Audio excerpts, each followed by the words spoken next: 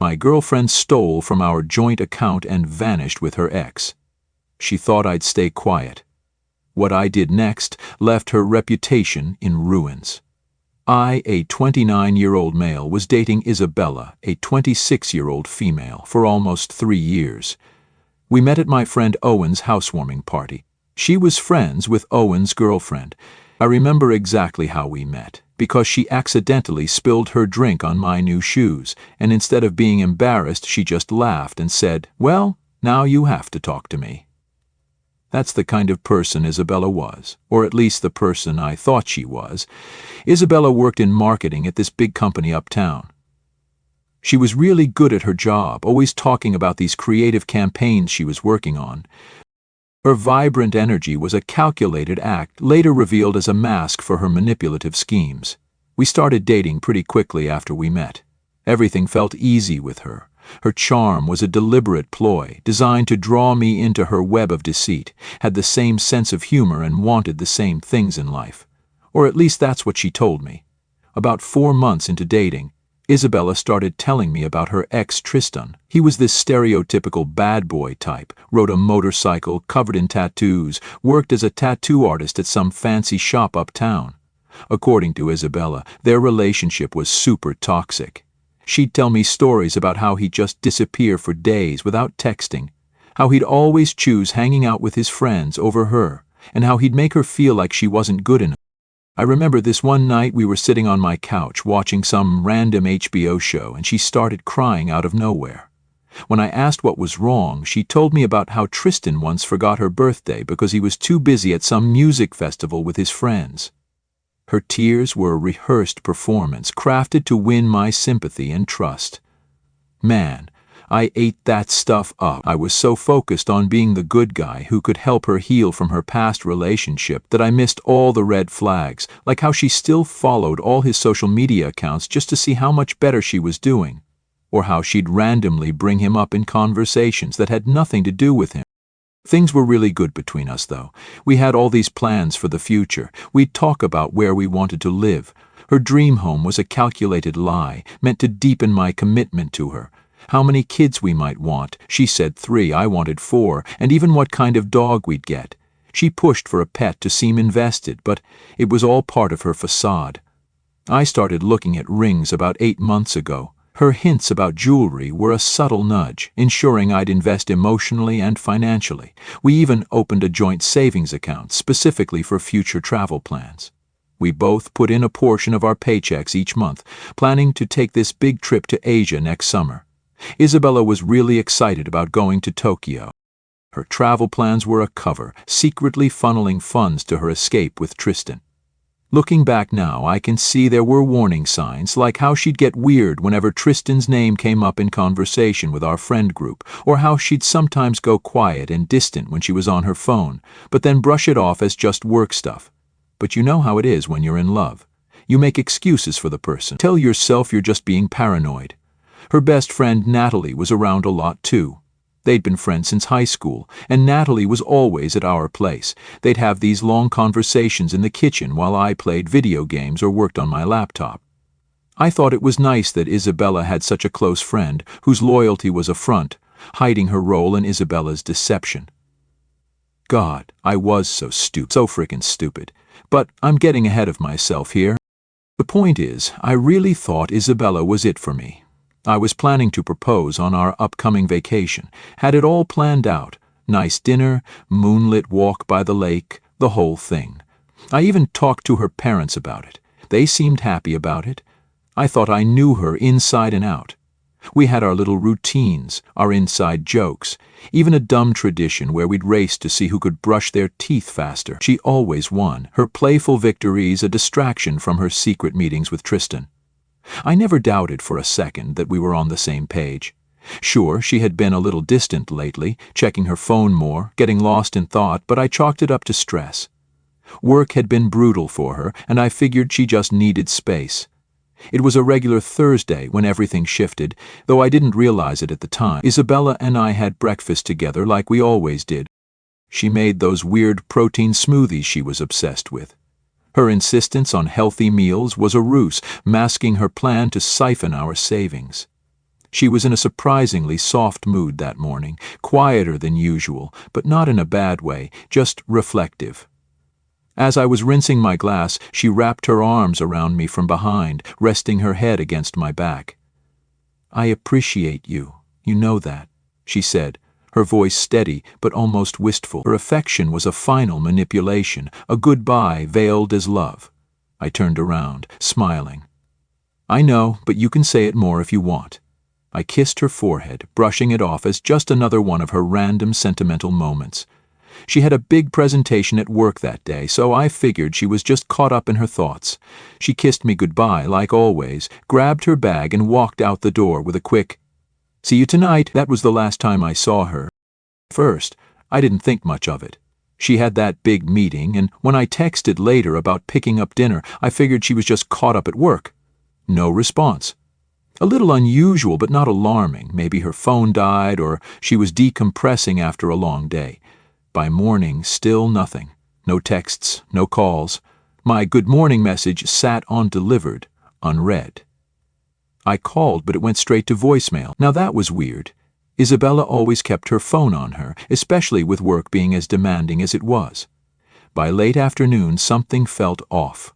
I called her office, expecting to hear she was swamped with meetings or out on some last-minute assignment. Instead, her assistant, who I'd met several times and who knew exactly who I was, sounded oddly stiff. "Isabella is on indefinite personal leave," she said. I frowned. "What? Since when?" "Starting today," she replied, confused. I asked for more details, but she just kept repeating, "That's all the information I have." So, I drove to her apartment after work, used the key she gave me 8 months ago. Everything looked normal at first. Her clothes were still there, her favorite coffee cup was in the sink, her laptop was on the desk. But then I noticed her passport was gone, and her emergency cash box she kept in the closet was empty. That's when I started really freaking out. I called her parents. This is where it gets weird. They seemed completely unbothered. Her mom just said, "Oh, Isabella probably needs some time to think about things. You know how she gets." "No, Linda, I don't know how she gets, because your daughter has never disappeared without a word before. She just gave a vague sigh and mumbled something about Isabella needing space." Space from what? From me? From our life? From the proposal I was planning? My heart was pounding, but her parents acted like this was just a phase. Their calm was a lie, hiding their knowledge of her plan with Tristan. I tried calling hospitals. None had any record of her. Checked with her gym, even called our regular takeout places to see if anyone had seen her. Nothing. After 4 days of her disappearing, I filed a police report, but they were useless. They said since she left voluntarily and there were no signs of foul play, there wasn't much they could do. Natalie, her supposed best friend, was acting strange too. When I called her, she picked up with an annoyed sigh, like she'd been expecting my call and was already over it. "What do you want?" she snapped.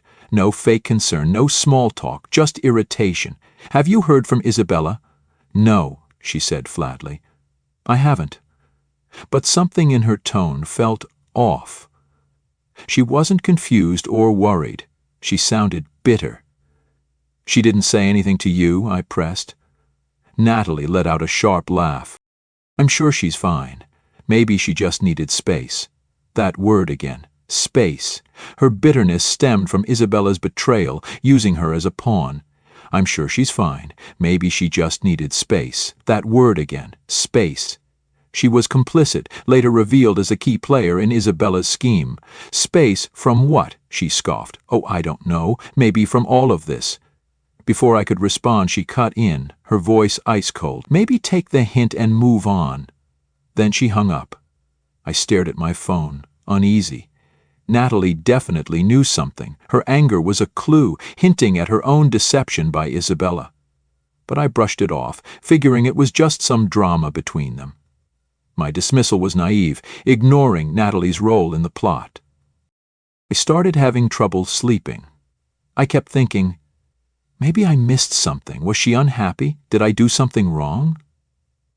I went through our recent texts, our pictures, our conversations. Everything seemed normal. We just booked festival tickets for next month. She'd been planning my birthday party. None of it made sense. Then I remembered our shared account. We'd opened it for travel savings, both putting in money each month for our future trips. When I logged in, my stomach dropped. There were withdrawals, big ones, not from our city, not even from our country. The transactions were from Bali. The charges told a story I wasn't ready to read. Luxury resort bookings, couples massage appointments, romantic beachfront dinners.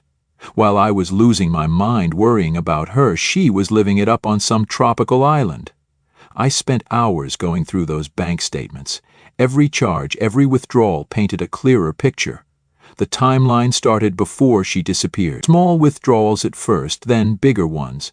She'd definitely been planning this. I called the resort listed on the charges, told them I was trying to confirm a reservation for Isabella Bennett. The receptionist was super helpful. "Oh yes, Miss Bennett and Mr. Hayes are enjoying their stay with us. Would you like to leave them a message?" Mr. Hayes, Tristan Hayes, her toxic ex. That's when I lost it, sitting there staring at my laptop screen. Everything started making sense in the worst way possible. The late-night work calls, the times she was too busy to hang out, her suddenly wanting to open a joint account for our future. She'd been setting this up for weeks, maybe months. I messaged Natalie again, this time letting her know I'd found out about Bali. Her response, radio silence for an hour, then a bunch of photos in my inbox.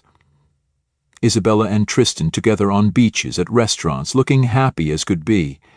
I stared at the screen, my mind unraveling. Was any of it real? The quiet mornings, the late-night talks, the plans for our future? Had she already checked out while I was still holding on? How long had this been going on? Had everyone known but me? I thought back to her mom's detached voice, the weird tension in Natalie's words, the way Isabella had hugged me that last morning like it was some kind of goodbye. After Natalie sent those photos, she asked to meet in person. We met at this little coffee shop uptown. Neutral territory, I guess. She looked terrible, like she hadn't slept in days. Turns out she had her own mess of a story to tell. Remember how Isabella always talked about Tristan being this toxic ex who treated her badly? Well, according to Natalie, that wasn't exactly true. Yeah, they had their problems, but Isabella was just as responsible for their breakup as he was. She'd always wanted him to be something he wasn't. Wanted him to get a corporate job instead of being a tattoo artist. Wanted him to dress differently. Basically wanted to change everything about him. Here's the really messed up part. When Tristan and Isabella broke up 3 years ago, it wasn't just because of their problems. Isabella had been pushing him away on purpose, trying to make him feel bad about himself. She wanted him to regret losing her. That's where I came in. Natalie told me Isabella had spotted me at a few local events before Owen's party. Turns out that drink spill wasn't so accidental. It was a calculated move, orchestrated to ensnare me in her game. But here's where it gets even worse. About 8 months into our relationship, Isabella set Natalie up to date Tristan. She played it off like a casual suggestion. You guys would look cute together. Isabella wanted control. She wanted someone inside Tristan's life, feeding her details, making sure he wasn't moving on. And Natalie, loyal to a fault, went along with it. Once Natalie and Tristan actually started dating, Isabella lost it. Suddenly, she needed updates, constant ones. Where did you go? What did he say? Did he look happy? It wasn't curiosity, it was obsession. She even made Natalie take pictures whenever she was out with Tristan, analyzing every shot like she was gathering evidence. Natalie admitted she felt terrible about it, but Isabella was her best friend since 10th grade. Her loyalty was exploited, binding her to Isabella's manipulative plot. So when Isabella asked her to date Tristan to keep an eye on him, Natalie agreed. The whole time Natalie was dating Tristan, she was feeding information back to Isabella. 4 months ago, Tristan broke up with Natalie, told her straight up that he'd only dated her to make Isabella jealous, that he'd never stopped loving Isabella. Natalie was devastated, but Isabella was thrilled. That's when they started planning their great escape to Bali. Natalie showed me their text conversations. Isabella had been planning this for weeks. She'd picked that specific Thursday to leave because she knew I had a big project at work and wouldn't notice her being gone right away. This wasn't impulsive. It wasn't some moment of weakness. The joint account, that was Tristan's idea. He told her to get me to put in as much money as possible before they left. They'd use it to fund their new life together. Isabella had even laughed about it in their texts, saying how funny it was that I was basically paying for her romantic getaway with another guy. I asked Natalie why she was telling me all this now. She said Tristan and Isabella had promised to stay in touch, to include her in their new life. Instead, they blocked her on everything the day they left. She'd been nothing but a pawn in their game, just like me. The whole time Natalie was talking, I kept thinking about all the moments I thought were real. Isabella crying about how badly Tristan had treated her. All those times she said she was so happy to have found someone who really cared about her. Every single "I love you," all lies. Natalie tried apologizing, saying she should have told me sooner. Said she didn't realize how far Isabella would take things. I just got up and left. What was there to say? She'd helped her best friend scam me emotionally and financially for 3 years. That night, I made some decisions about what to do next. I had access to all our shared accounts, and Isabella had no idea I knew what she'd done. I wasn't about to let them enjoy my money while laughing about how stupid I was. I sat down with my laptop and made a list of every account Isabella and I shared. The travel savings account was the biggest one, but there were others. Netflix, Hulu, Amazon Prime, our phone plan, even this monthly coffee subscription box she loved. First thing I did was download all the bank statements and transfer them to my lawyer. Yes, I got a lawyer. My brother works at a law firm and helped me out. The statements showed Isabella had withdrawn almost $125,000, 0 cents from our joint account. Here's the thing, though. I'd put in about $30,000, 0 cents total. She'd been living off my contributions while barely touching her own. My brother helped me document everything. We tracked every withdrawal, every charge. The resort bookings alone were over $12,000, 0 cents. Then there were the spa treatments, fancy restaurants, even some art gallery charges. They were living like royalty with my money. The next morning, I went to the bank as soon as it opened. Turned out Isabella had tried to set up automatic transfers from our joint account to a new account in her name. She'd scheduled them to start the day after she left. The manager helped me stop those transfers and remove my name from the account. But I didn't just remove my name, I also withdrew every cent I'd contributed first. Legally, I was entitled to it since I could prove how much each of us had put in. I left her with only her own contributions, about $4,000, 0 cents. Not quite enough for the luxury vacation she'd planned. The phone plan was next. I called the carrier and separated our lines. She'd added all these international features for her trip without telling me. Well, surprise, those features stopped working mid-vacation. Hope those Instagram stories were worth the roaming charges, Isabella. I also logged into our shared cloud storage. Isabella had this habit of never backing up her photos anywhere else. Found hundreds of pictures of her with Tristan going back months. Downloaded everything as evidence, then logged her out. Hope she wasn't planning to keep those vacation memories. The gym membership she'd been using under my corporate discount, canceled. The automated toll tag for her car, deactivated. The premium Spotify account she used through my family plan, gone. I systematically removed her from every aspect of my life she'd been mooching off of. But the biggest move, I documented every lie, every secret meeting, every planned deception. I put together a timeline showing how she'd manipulated everything, saved screenshots of Natalie's messages, the bank records, everything. Because I knew Isabella, she'd try to spin this somehow when she got back. Some of you might think this was too much, but here's the thing. This wasn't just about the money.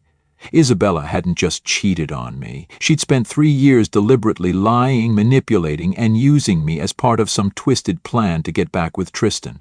She'd watched me fall in love with her, plan a future with her, all while knowing it was fake. The whole time I was doing this, Isabella was posting these romantic beach photos with Tristan, living my best life, finally with my soul. Each post made me more certain I was doing the right thing. She thought she had everything figured out, her perfect escape, funded by her naive ex-boyfriend.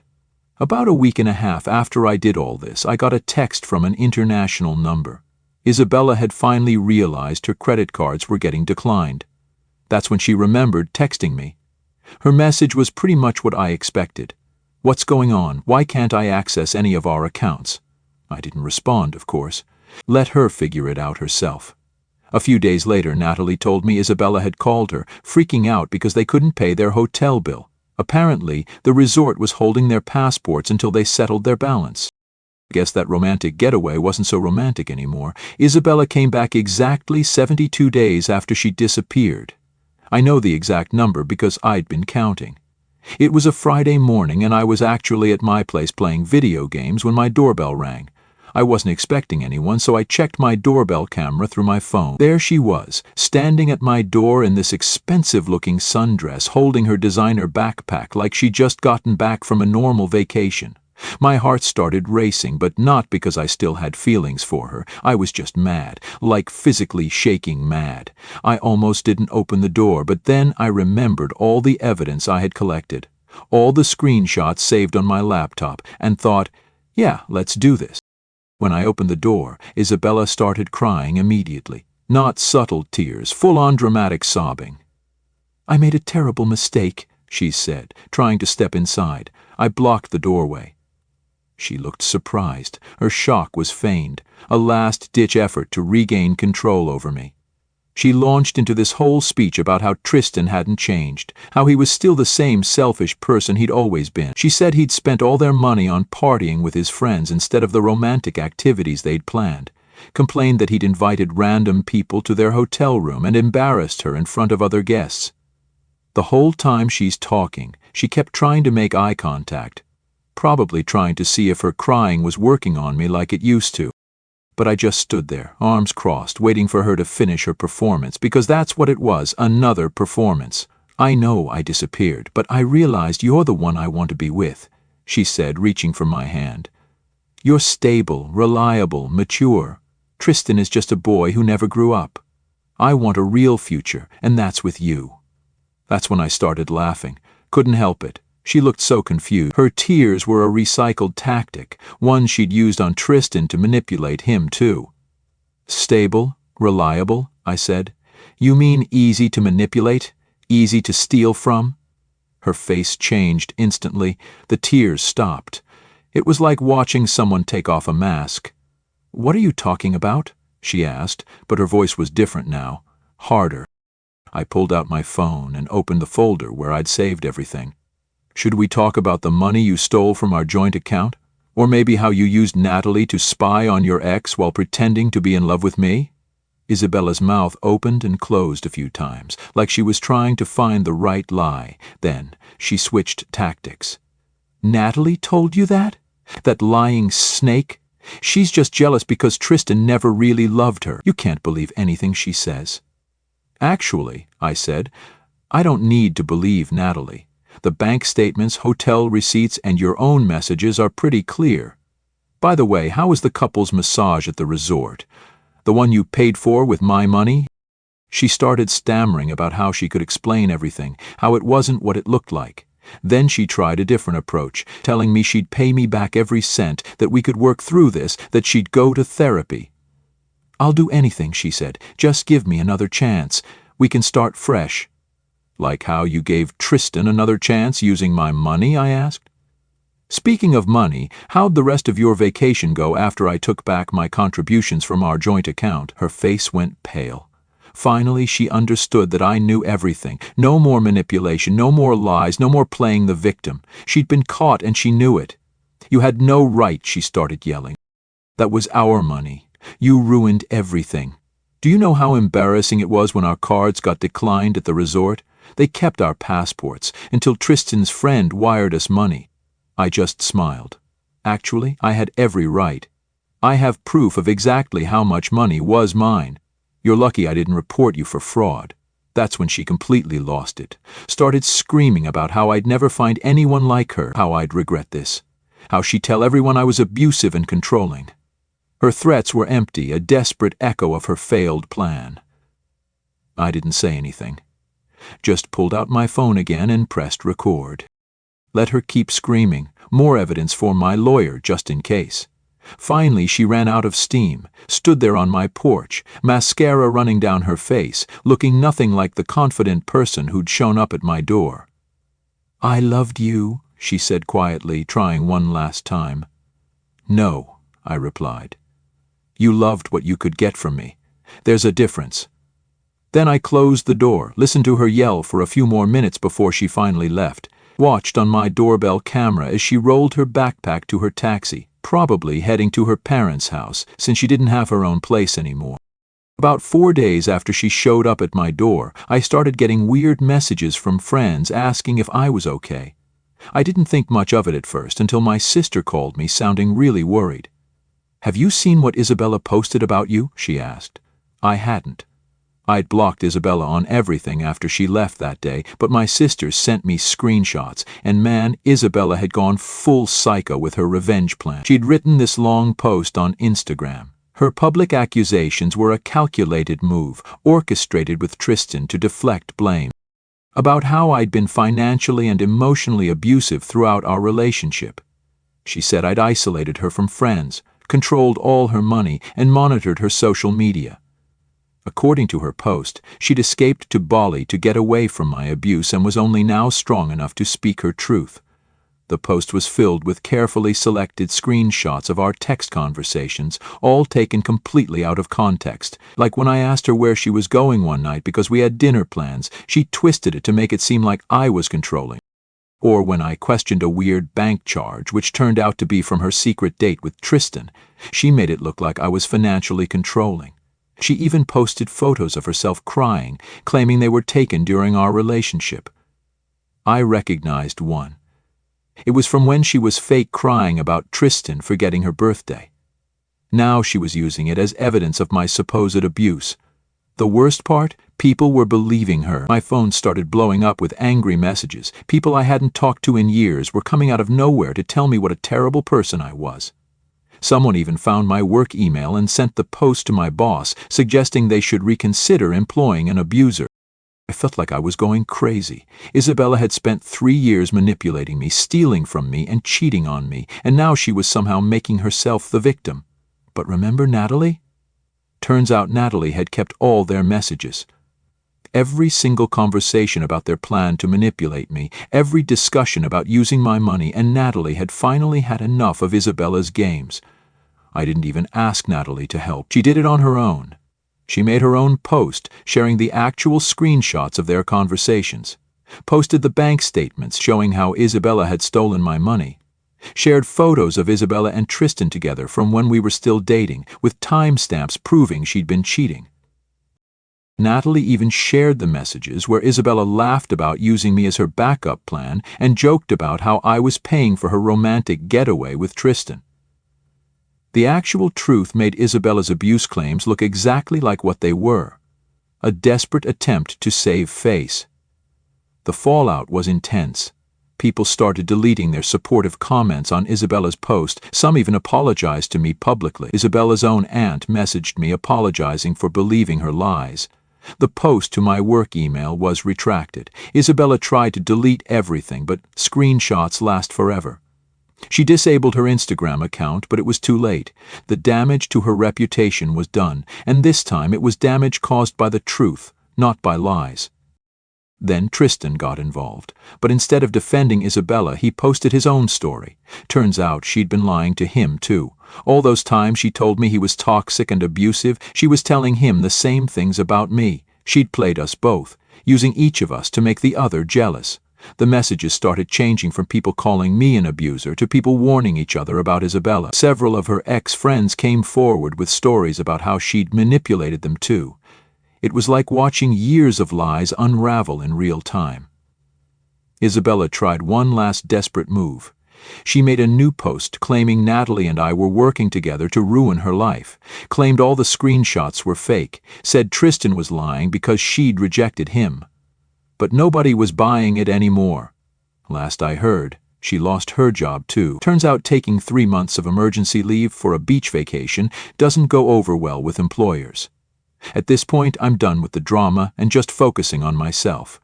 It's been nice not having to deal with Isabella's chaos, and honestly, life's been way more peaceful without her in it. After losing her job and getting exposed on social media, Isabella's life basically fell apart. Her parents finally stopped enabling her and told her she needed to get a job if she wanted to keep living with them. She ended up working at this small advertising agency way below her previous position. But here's where it gets interesting. Remember Tristan? Turns out he wasn't done playing games either. A mutual friend told me he started dating Isabella's older sister. Yeah, you read that right. The same guy Isabella threw away everything for is now with her sister. According to my friend, Isabella found out when she saw them together at their parents' house during Saturday brunch. Isabella completely lost it, started throwing things, screaming about how her sister betrayed her. Her parents had to physically remove her from the house. They finally realized how unstable she really was and made therapy a condition for her to ever come back. Last month, she showed up at my new apartment.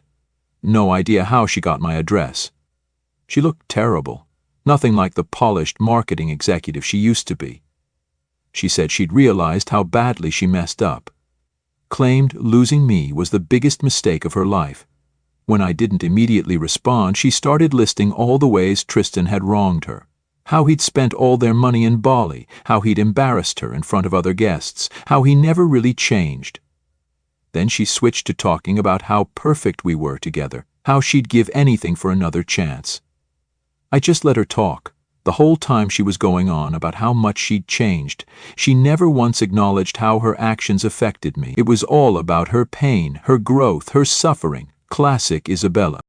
Then she dropped the real reason for her visit. She needed money. Apparently she's drowning in credit card debt from the Bali trip. Tristan had convinced her to put everything on her cards after I froze the joint account. She actually thought I might help her pay it off. I just laughed and shut the door. Through the door I heard her yell, "I've changed! I'm different now!" Yeah, so different that she's still trying to use me for money. The best part. My new girlfriend Hannah, who Isabella didn't know about, was inside the whole time trying not to laugh. We'd just gotten back from dinner when Isabella showed up. Hannah's the complete opposite of Isabella, honest, independent, and actually empathetic. We've been dating for 8 months, and it's honestly shown me what a healthy relationship should be like. Isabella still tries to reach out through fake social media accounts. Sometimes she'll send long messages about destiny and soulmates, usually late at night. Each one gets blocked immediately. Hannah and I actually turn them into a game. We try to guess how many sentences it'll take before Isabella mentions needing money. Last I heard, Isabella's sister and Tristan are actually pretty serious. They're moving in together next week. Isabella had to quit her new job because she couldn't handle seeing their photos on social media. She's living in some small apartment her parents helped pay for, still doing therapy, but mostly just complaining about how unfair her life is. I've rebuilt with Hannah, but the scars of Isabella's betrayal linger, a reminder to guard my heart cautiously.